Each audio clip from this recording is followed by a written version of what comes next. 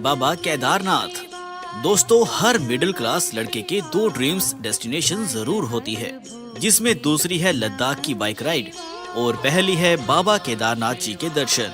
चलिए हम पूरा करते हैं हर मिडिल क्लास इंसान के ये सपना।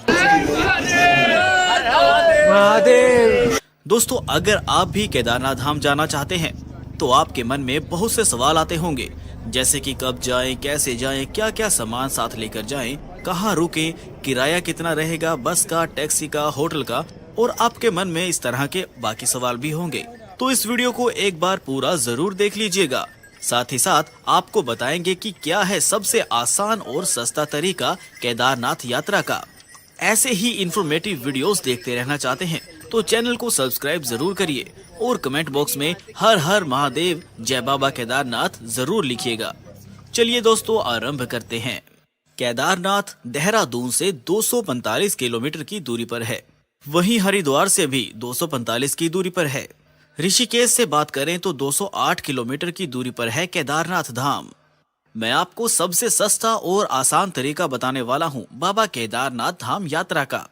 तो हरिद्वार ज्यादा बेस्ट रहेगा, लेकिन जाने से पहले ये डिसाइड करना जरूरी होगा किस मंथ में जाना आसान और सस्ता रहेगा।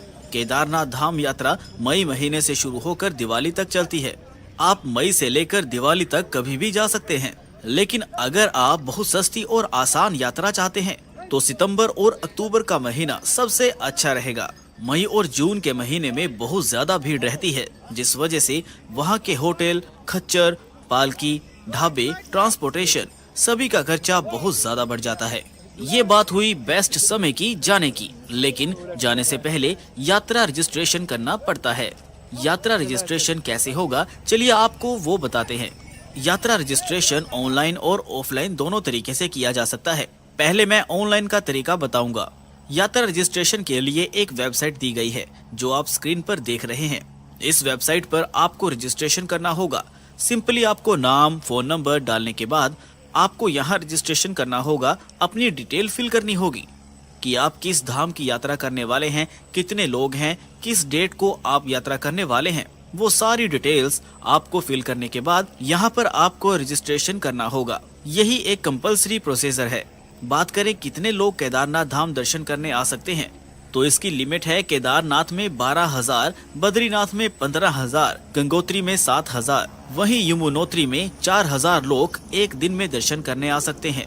अगर आपको ऑफलाइन रजिस्ट्रेशन करनी है तो हरिद्वार, ऋषिकेश, रुद्रप्रयाग, गुप्तकाशी और सोनप्रयाग में ऑफलाइन काउंटर भी बनाए गए हैं। वहां जाकर आप रजिस्ट्रेशन करवा सकते हैं। अब बात करते हैं कि कैसे जाएं। क्या है सस्ता और आसान तरीका केदारनाथ धाम यात्रा का। मैं आपको सबसे आसान तरीका बताने वाला हूँ। तो बात करते हैं हरिद्वार से। वैसे तो आप फ्लाइट से देहरादून तक आ सकते हैं, वहाँ से आपको केदारनाथ धाम जाने के लिए टैक्सी की सुविधा मिल जाएगी, लेकिन मैं बात कर रहा हूँ सस्ती यात्रा की।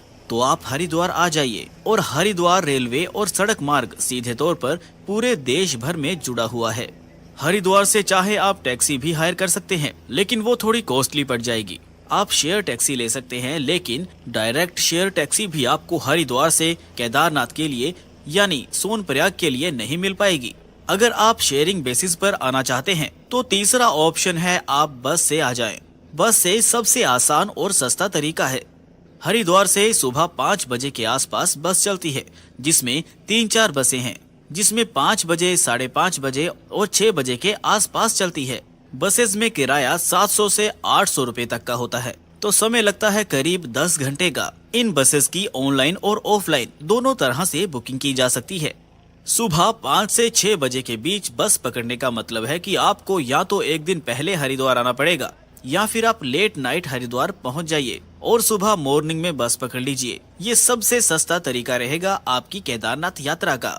245 किलोमीटर का ये सागर बहुत यादगार रहेगा। खूबसूरत नज़ारों से भरा हुआ रहेगा। बस एक बार लंच के लिए एक जगह रुकती है, वहाँ आप लंच कर सकते हैं। तो चलिए रास्ते में पड़ने वाले कुछ प्रमुख शहर, कुछ गांव के बारे में आपको बताते हैं। हरिद्वार से ऋषिकेश आप पहुंचेंगे करीब 10 किलोमीटर की दूरी पर तिलवाड़ा है। हरिद्वार से ऋषिकेश आप पहुंचेंगे तो करीब 10 किलोमीटर का डिस्टेंस है। वहीं ऋषिकेश से देवप्रयाग 72 किलोमीटर है। देवप्रयाग के बाद आता है श्रीनगर, ये 36 किलोमीटर की दूरी पर है।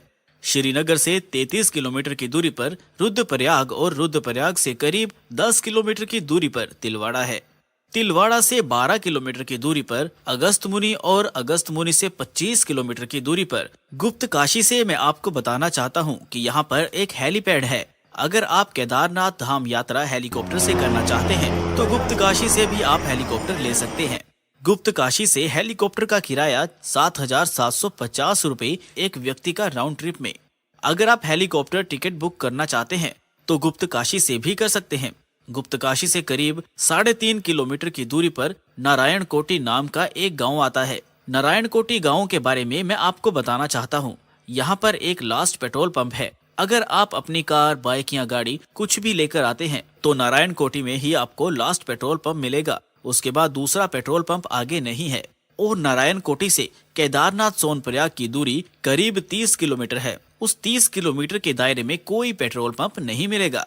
नारायण कोटी से करीब 11 किलोमीटर और आगे बढ़ते हैं तो आता है फाटा। फाटा में भी एक हेलीपैड है। वहां से भी हेलीकॉप्टर के थ्रू केदारनाथ यात्रा की जा सकती है। वहां पर हेलीकॉप्टर का किराया है 4,720 रुपए राउंड ट्रिप में। फाटा से करीब 8 किलोमीटर की दूरी पर सिरसी नाम का एक गांव आता है। सिरसी में भी एक हेलीपैड बना हुआ है। वहां से भी केदारनाथ यात्रा हेलीकॉप्टर के थ्रू की जा सकती है। वहां पर किराया है 4,681 रुपए राउंड ट्रिप का। बात करें हेलीपैड की तो कुल 3 हेलीपैड हैं। पहला है गुप्तकाशी, दूसरा है फाटा और तीसरा है सिरसी। सबसे ज्यादा श्रद्धालु फाटा से हेलीकॉप्टर ट्रिप करते हैं, लेकिन आप चाहते हैं तो आप गुप्तकाशी या सिरसी से भी कर सकते हैं। जिनकी ऑनलाइन बुकिंग पॉसिबल है उसका लिंक मैं आपको डिस्क्रिप्शन में दे दूंगा और आप स्क्रीन पर भी देख रहे होंगे। सिरसी से करीब 8 किलोमीटर की दूरी पर आता है सोनप्रयाग। सोनप्रयाग ही लास्ट डेस्टिनेशन है जहां तक आप अपनी गाड़ी लेकर जा सकते हैं। बस भी आपको सोनप्रयाग में ही ड्रॉप करेगी। ये तो बात हुई हरिद्वार से सोनप्रयाग पहुंचने की। अब चलिए आगे की बात करते हैं। देखिए, अगर आप अपनी गाड़ी लेकर आए हैं तो सोनप्रयाग में कार पार्किंग बनी हुई है। काफी बड़ी कार पार्किंग है। कार पार्किंग की शुल्क की बात करें तो बाइक का चार्ज किया जाता है दिन का 100 रुपए। कार का चार्ज किया जाता है दिन का 150 रुपए से 200 रुपए तक। अगर आप बस से आए हैं तो सुबह 5 बजे हरिद्वार से चलने वाली बस 3 या 4 बजे तक सोनप्रयाग ड्रॉप कर देगी। सोनप्रयाग में रुकने की क्या व्यवस्था है? तो सोनप्रयाग में बहुत सारे गेस्ट हाउस, लॉन्ज, होटल बने हुए हैं। जिनकी किराए की बात करें तो अगर आप पीक सीजन में जाते हैं, मई जून में जाते हैं, तो रूम का किराया 2500 से लेकर 4000 हो जाता है। आपको ऑफ सीजन सितंबर और अक्टूबर में केदारनाथ यात्रा करनी चाहिए, क्योंकि सितंबर अक्टूबर में अपनी यात्रा करते हैं तो आपको रूम 1000 रुपए से लेकर 1500 रुपए में आसानी से मिल जाएगा। इसके अलावा सोनप्रयाग में डोरमेट्री की सुविधा भी है। वहाँ बहुत बड़ी बड़ी दुकानें बनी हुई हैं, जिनमें की गद्दे, रजाई पड़ी होती है और पर सीजन के हिसाब से 200 रुपए देने पड़ते हैं। आप डोरमेट्री में भी नाइट स्टे कर सकते हैं। तो दोस्तों, ये हुई सोनप्रयाग में रुकने की क्या व्यवस्था है। हरिद्वार से आप अपनी यात्रा को शुरू करते हैं। सुबह हरिद्वार से निकलते हैं, शाम तक पहुंच जाते हैं सोनप्रयाग। वहां पहुंचने के बाद अपने बजट के हिसाब से सोनप्रयाग में रुकने की व्यवस्था कर लें। सोनप्रयाग में नाइट स्टे करने के बाद आपको सुबह सुबह 3 से 4 बजे उठ जाना है। सोनप्रयाग के बाद हमें जाना होता है गौरीकुंड। गौरीकुंड तक आप कोई भी व्हीकल लेकर नहीं जा सकते। ना अपनी कार लेकर जा सकते हैं, ना अपनी बाइक लेकर जा सकते हैं। सोनप्रयाग से गौरीकुंड के लिए वहीं पर प्राइवेट टैक्सी चलती है।